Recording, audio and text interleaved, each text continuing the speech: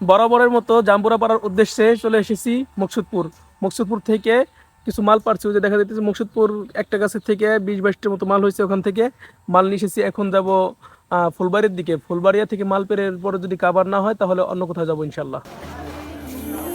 কৃষ্ণাদিয়া বাজার থেকে চা খেয়ে এরপরে ফুলবাড়িয়া গিয়ে মাল পাড়া শুরু করলাম। মাল পাড়তে পারতে হঠাৎ শুরু হলো বৃষ্টি।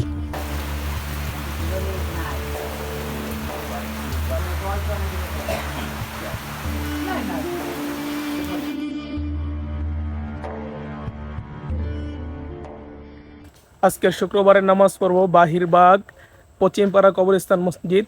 পূর্বে একদিন জোহর নামাজ এখানে আদায় করছিলাম, আজকে জুমার নামাজও এখানে ইনশাল্লাহ আদায় করব। মাল পাড়তে পারতে আসলে অনেক সময় অতিবাহিত হয়ে গেছে, কিন্তু গাছ শেষ করতে পারি নাই, যার কারণে এখানে জুমার নামাজ শেষ করতে হবে। মসজিদটা আপনাদেরকে দেখাইতেছি, এই যে দেখুন, এই সেই মসজিদ। পূর্বে এখানে আমি একদিন জোহরের নামাজ আদায় করছিলাম, আজকে জুমার নামাজ এখানে আদায় করবো ইনশাল্লাহ। আলহামদুলিল্লাহ, জুমার নামাজ শেষ করে মসজিদ থেকে বের হলাম। এখন একটা গাছের জাম্বুরা পাড়ার বাকি আছে, ওটা পেরে এরপরে এলাকার দিকে ফেরত যাবো ইনশাল্লাহ। এই গাছটা অনেক দিন আগে কেনা হয়েছে, কিন্তু এই গাছের মাল অনেক দেরি করে পাকে, যার কারণে এটা পারবো না। ভিতরে আরেকটা গাছ আছে, ওটা পারবো ইনশাল্লাহ।